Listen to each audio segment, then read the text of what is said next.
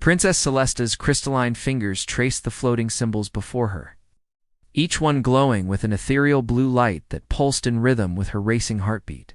She read the message 3 times, certain there had been some terrible mistake in the translation protocols.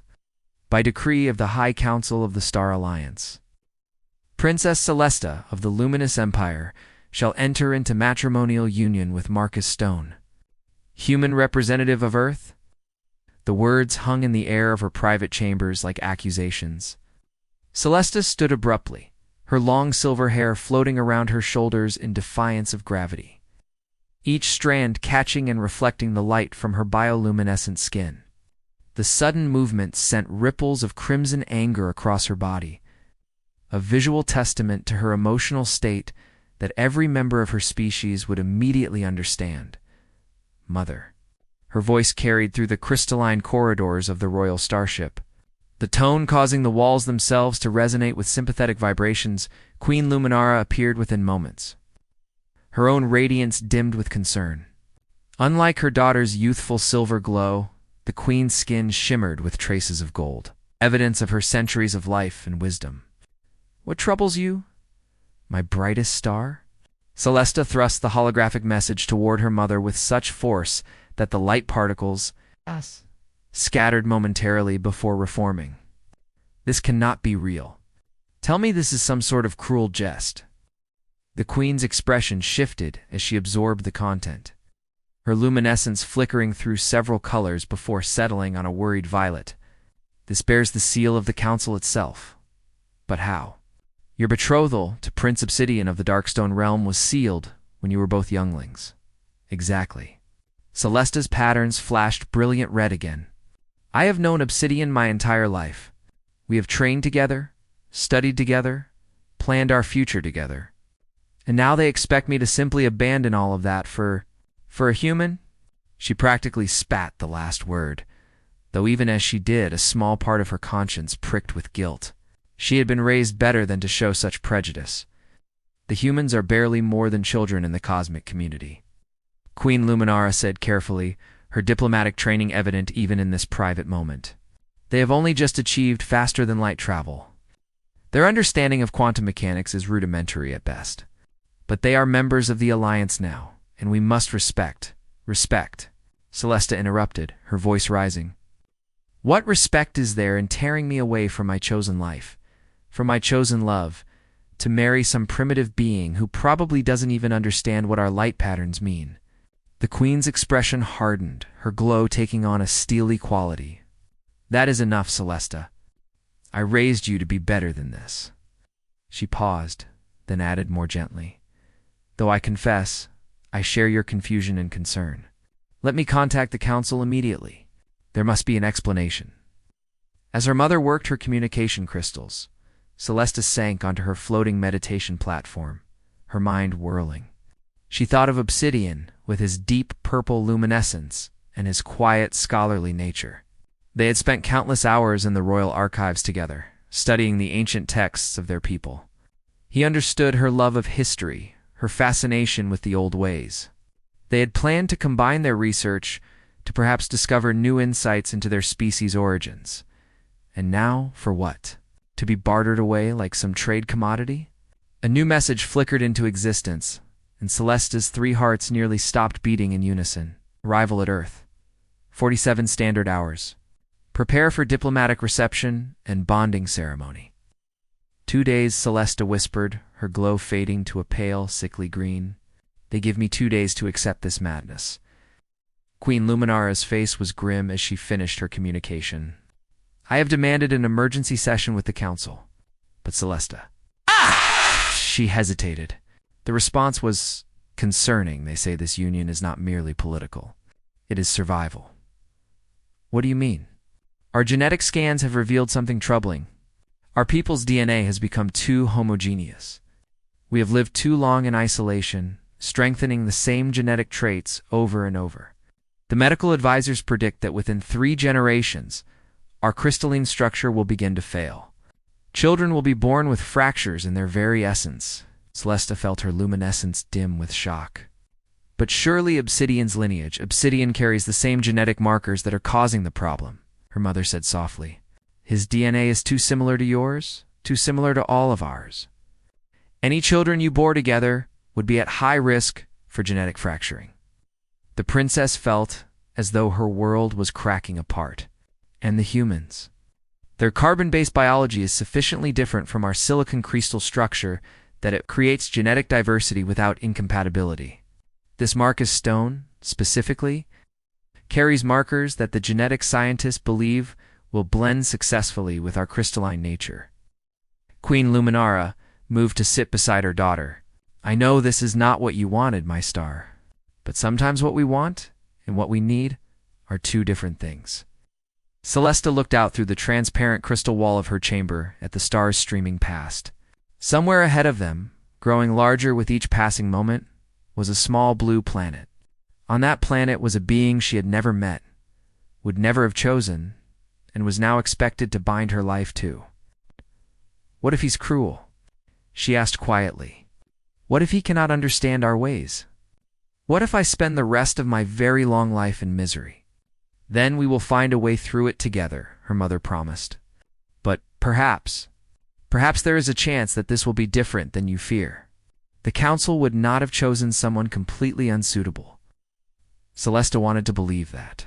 She truly did.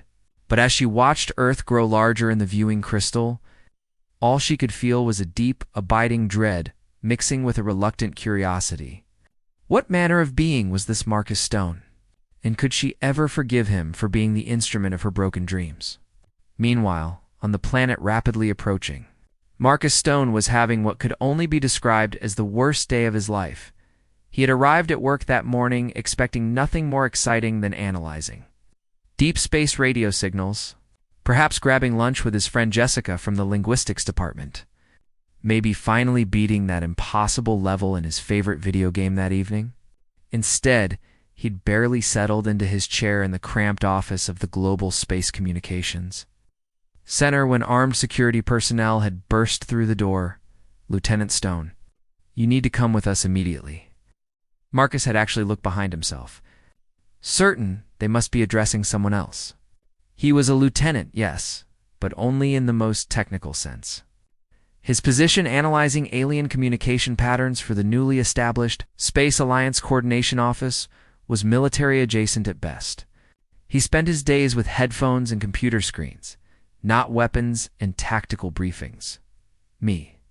Are you sure you have the right person?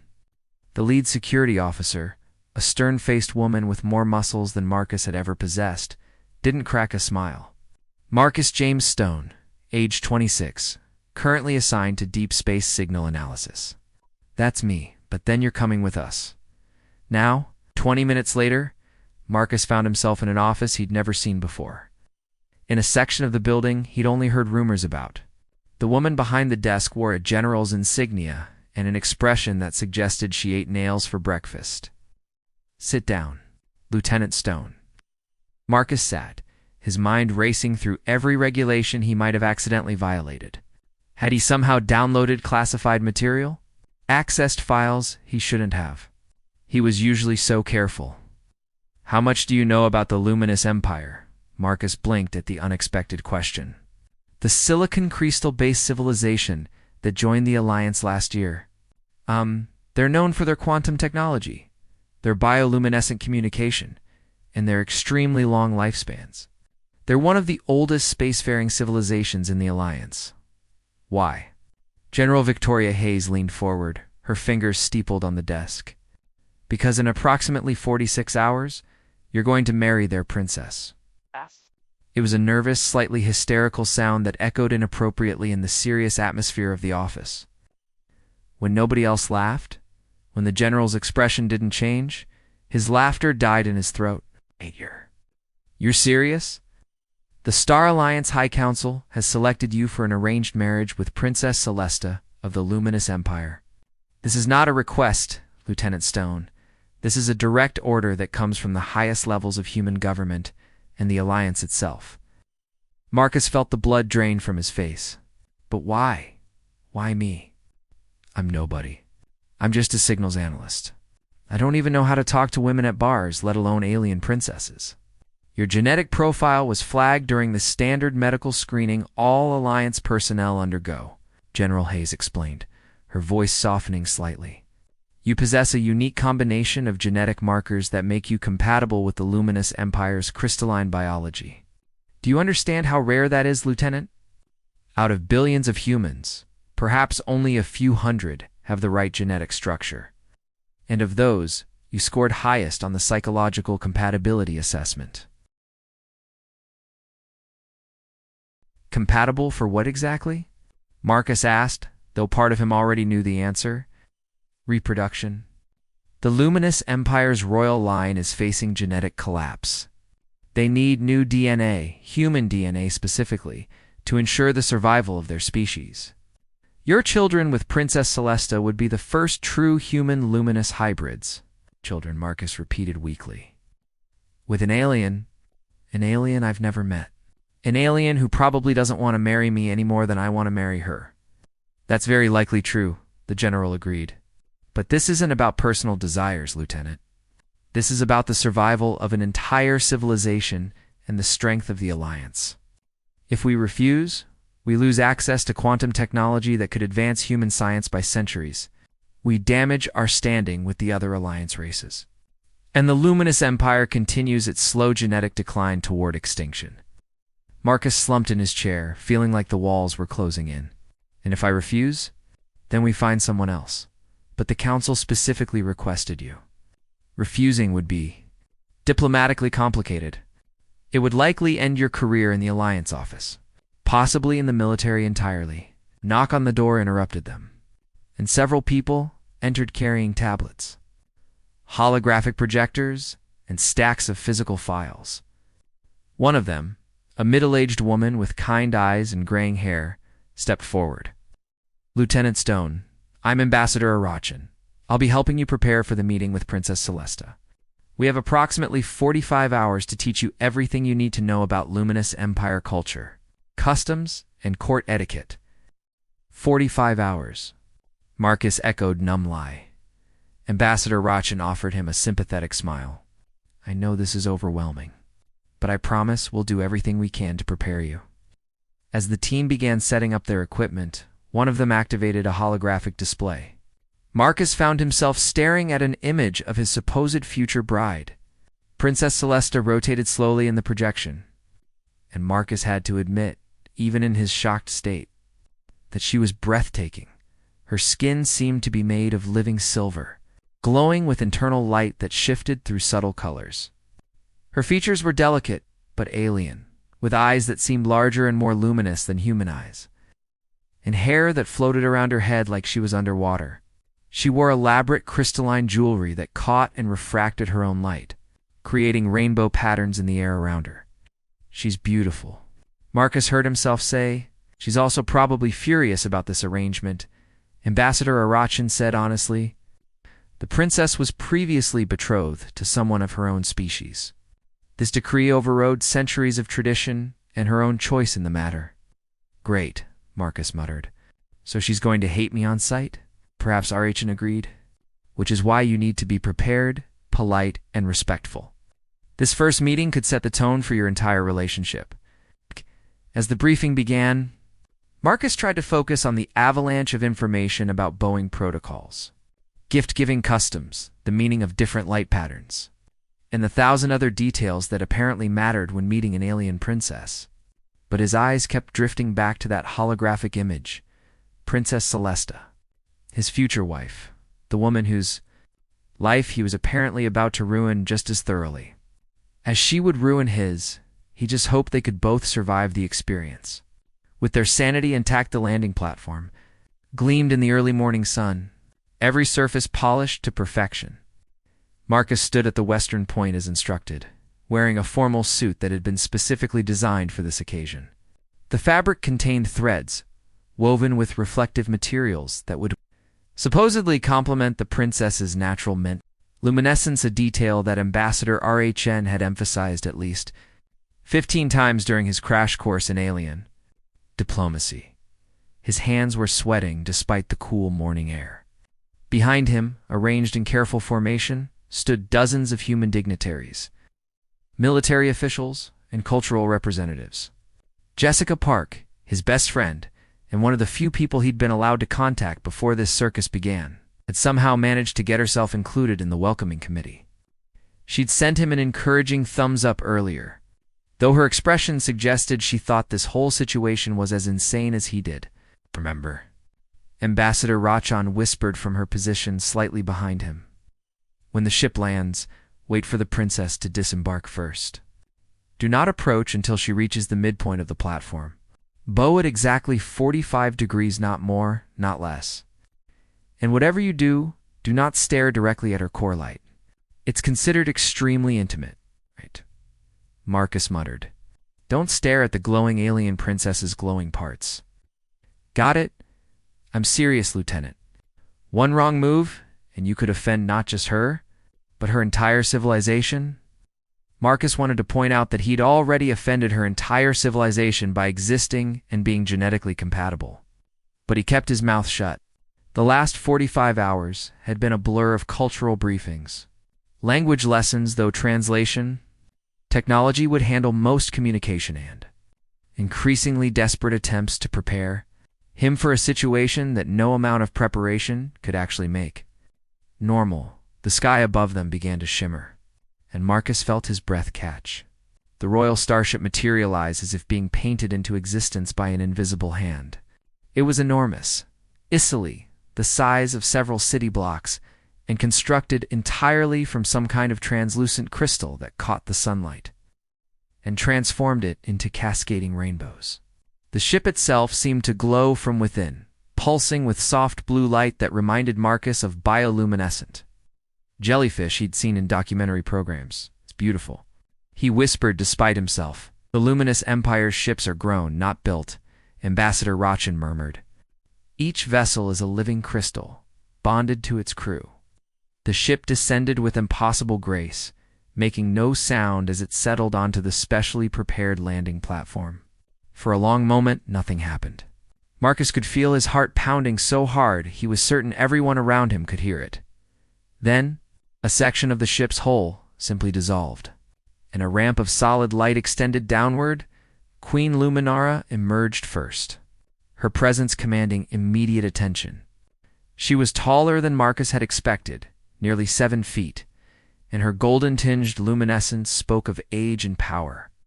The crown on her head wasn't metal, but living crystal that seemed to grow directly from her skull, reaching upward in elegant spirals. But Marcus barely noticed the queen. His attention was fixed on the figure behind her. Princess Celesta stepped into Earth's sunlight. Marcus forgot how to breathe. The hologram had not done her justice. In person, her luminescence was mesmerizing, shifting through subtle shades of silver and blue that seemed to reflect her emotional state. Her hair floated around her shoulders in that same gravity-defying way, each strand catching light like fiber-optic cables.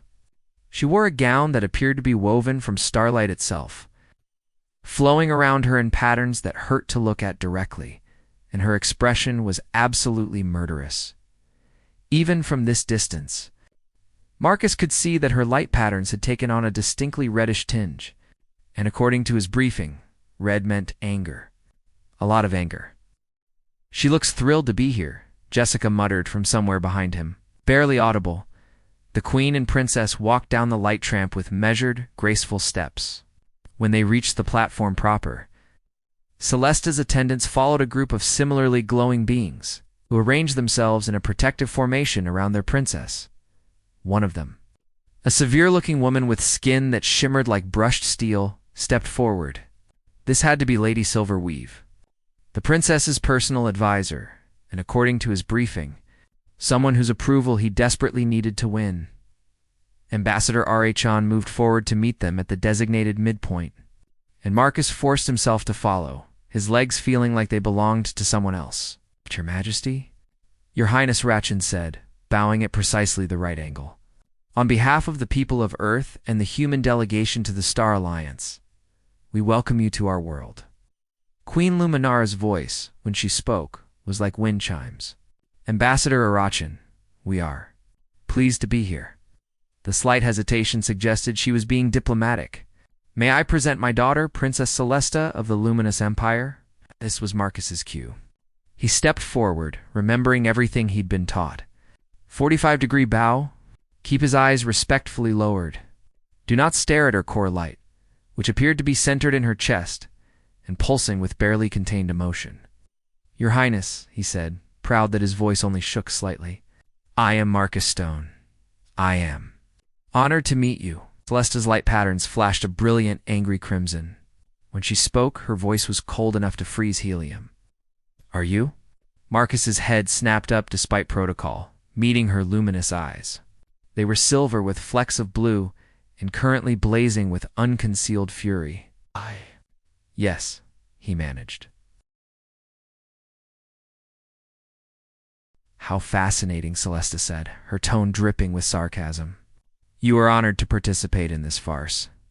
You are honored to have your life decisions made for you by politicians and genetic scientists. You are honored to marry someone you have never met who does not want you. For the sake of diplomatic convenience, Your Highness Lady Silverweave said sharply. But Celesta ignored her. Tell me, Marcus Stone of Earth, do humans always smile and bow when their lives are torn apart? Or is this enthusiasm unique to you? Marcus felt a spark of his own anger flare to life, burning away some of the nervous fear. Enthusiasm? You think I'm enthusiastic about this? He took a step closer, ignoring Ambassador Wren's horrified intake of breath. I didn't ask for this any more than you did. 2 days ago, I was a nobody analyzing radio signals. Now I'm expected to marry an alien princess, father hybrid children to save a civilization I barely know anything about, and somehow not offend anyone while doing it. So no, Your Highness, I'm not enthusiastic. I'm terrified. Celesta's light patterns flickered, the red fading slightly to be replaced by confused purple. She clearly hadn't expected him to fight back. You're scared? She asked, her tone less hostile. Absolutely terrified, Marcus confirmed. You're beautiful and powerful and literally glow with emotions I can barely understand. You're royalty from a civilization thousands of years older than mine. And according to everyone here, our entire first meeting could determine whether your species survives and whether humanity gets to keep its alliance membership. So yes, I'm scared out of my mind. For a moment, silence hung over the landing platform. Then, unexpectedly, Celesta's light pattern shifted to something Marcus didn't recognize as soft, oscillating pattern of silver and pale gold. The human speaks honestly, at least Queen Luminara observed, and there was something almost like approval in her chiming voice. That is refreshing. Lady Silverweave, however, looked scandalized. Your Highness should not have been addressed in such a familiar manner. No, Celesta interrupted, still staring at Marcus. No, Lady Silverweave. He's right. We are both victims of circumstance. Her light dimmed slightly, and Marcus got the impression she was tired. I apologize for my hostility, Marcus Stone. It was unfair to direct my anger at you when you are as trapped in this situation as I am. Marcus felt some of the tension leave his shoulders, and I apologize for speaking out of turn. I'm sure I just violated about 12 protocols. 15, actually, Ambassador Achan muttered. But there was relief in her voice, too. Queen Luminara gestured toward the waiting vehicles, specially designed hovercraft that could accommodate both human and Luminous Empire passengers. Perhaps we should continue this discussion somewhere more comfortable. We have much to arrange, and the bonding ceremony is scheduled for tomorrow evening. Tomorrow? Marcus and Celesta said simultaneously, then looked at each other in shared horror. The council was quite insistent on the timeline, the Queen said diplomatically. Something about astrological alignments being favorable, or like they're afraid we'll both flee if given the chance? Celesta muttered, just loud enough for Marcus to hear, despite everything. Marcus felt a small smile tug at his lips. The thought had crossed my mind. As they began moving toward the vehicles, Jessica managed to maneuver herself close enough to Marcus to whisper urgently, Are you okay? You just yelled at an alien princess. I know, Marcus whispered back, but weirdly I think it helped. Indeed, as they walked, Marcus noticed that Celesta kept glancing at him. The hostile red had faded from her light patterns, replaced by a shifting mixture of colors he couldn't quite interpret. It wasn't exactly friendly, but it wasn't murderous anymore either. They were ushered into a large conference room in the main Alliance building. The space had been modified to accommodate luminous empire physiology. With crystal resonance platforms for them to sit on instead of chairs, Marcus found himself seated directly across from Celesta, with their respective advisors and officials flanking them on both sides. Now then, Queen Luminara began. We should discuss the ceremony itself.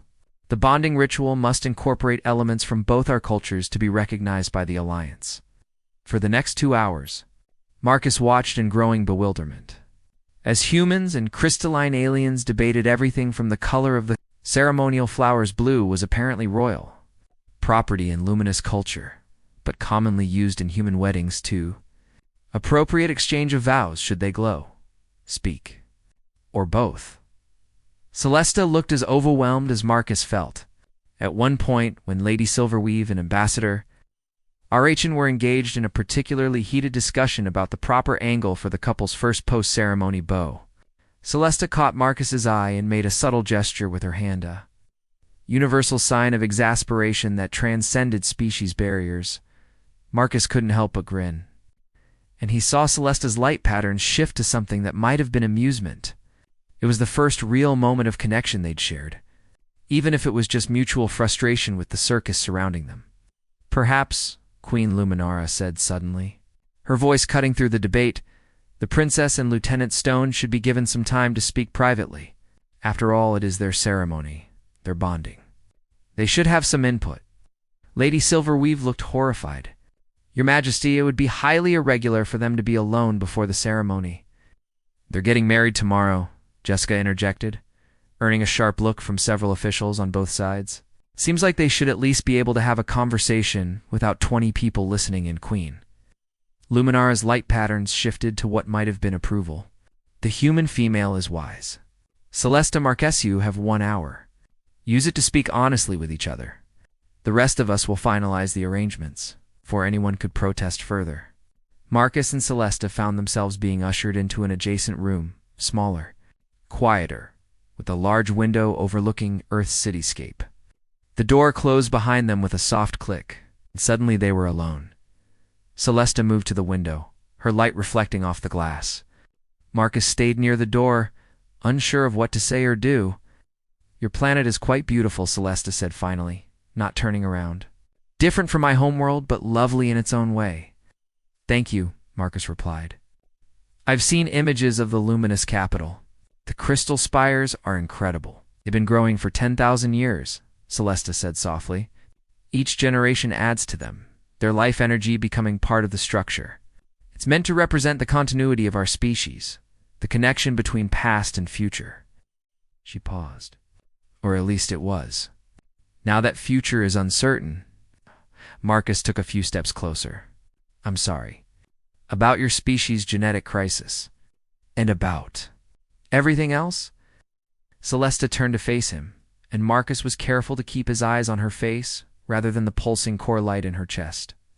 Her expression was difficult to read, Dalian features combined with human-like emotions creating something unique. I had a different life planned, she said quietly. Prince Obsidian and I were to be married in the spring of his world, a ceremony 7 cycles in the making. We were going to combine our research, study the ancient texts together, perhaps discover the origins of our species' first consciousness. Her light dimmed. And then the genetic scans came back. They told me that any children we had would be born fractured, their crystalline structure unstable. They would likely die before reaching maturity. That's horrible, Marcus said, and meant it. And you? Celesta asked.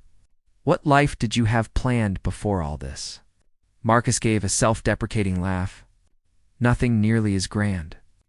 I was going to keep analyzing signals, maybe get promoted in a few years, eventually save enough to buy an apartment instead of renting. Maybe find someone to date who didn't mind that I spend most of my free time with headphones on, listening to alien radio waves? He shrugged. Not exactly poetic compared to studying ancient texts with a prince. But it was your life, Celesta said. Your choice. Yeah, Marcus agreed.